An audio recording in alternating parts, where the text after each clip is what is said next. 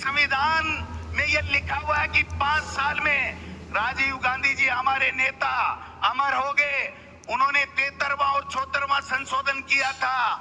आज भी वो संशोधन के तहत 5 साल में पंचायती राज और नगर निकाय के चुनाव होने चाहिए।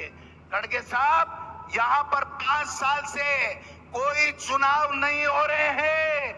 6 साल हो गए नगर निकाय के चुनाव नहीं हो रहे हैं। मैं पूछना चाहता हूं कि आप संविधान के अनुच्छेद 243 और 243 के तहत 5 साल में नगर निकाय और संविधान के चुनाव होने अनिवार्य है कि नहीं है?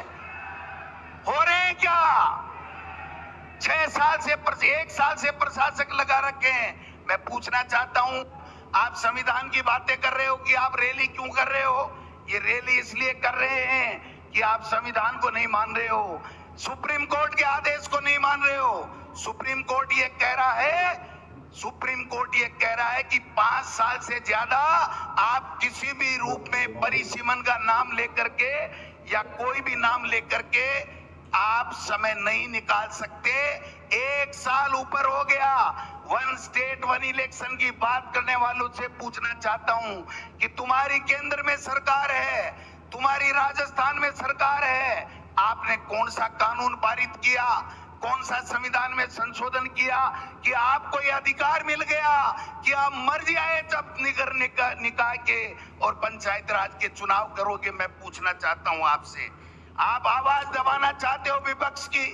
अगर टीकाराम जूली और गोविंद डोटासरा अगर कोटा में जा करके और किसान की आवाज उठाते हैं, लॉ एंड ऑर्डर की आवाज उठाते हैं, तो उन पे मुकदमा होता है। एक मुख्यमंत्री को एक कार्यकर्ता अगर सीकर में काला झंडा दिखा करके कहता है कि जिले और संभाग क्यों खत्म कर दिए, हमको बताओ हमारा गुनाह क्या है, तो उसके ऊपर उसको जेल के सलाखों में उसकी आतंकवादी की तरफ परेड निकाली जाती है।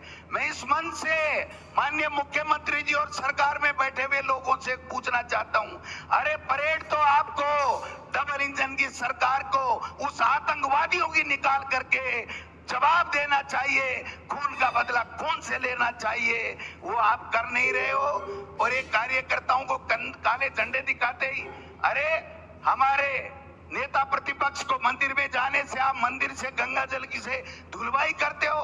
आपको शर्म आनी चाहिए। आप इसीलिए कह रहे हैं कि आप संविधान को मानने वाले लोग नहीं हैं। आप इस प्रकार से आज महिलाओं के साथ में अत्याचार हो रहे हैं, आप हो रहे हैं कि नहीं हो रहे हैं, आप बताइए।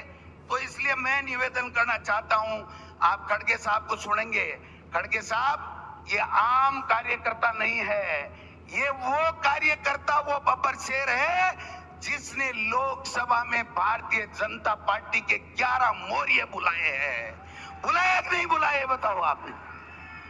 ये 11 सीट इंडिया गठबंधन को देने वाला वो कार्यकर्ता है।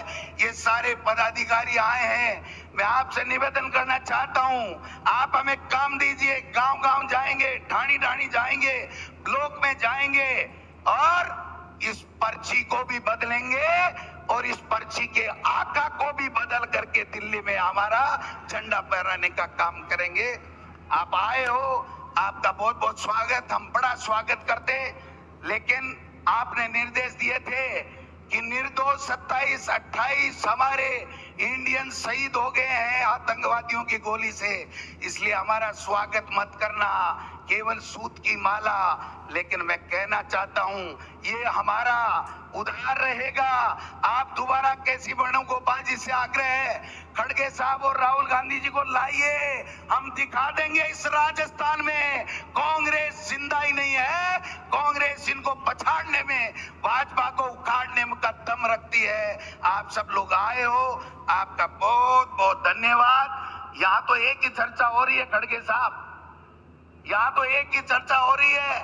मंत्री कह रहे हैं कि मंत्रिमंडल का विस्तार कब होगा, आईएएस कह रहे हैं कि हमारी लिस्टें कब आएंगी, और आम जनता कह रही है ये राजस्थान की पर्ची कब बदलेगी। ये बात यहाँ पर हो रही है। आप सबका स्वागत, आप सबका भी दिल की गहराइयों से प्रदेश अध्यक्ष होने के नाते आपका बहुत बहुत स्वागत, बहुत बहुत अभिनंदन, धन्यवाद। जय हिंद, जय भारत।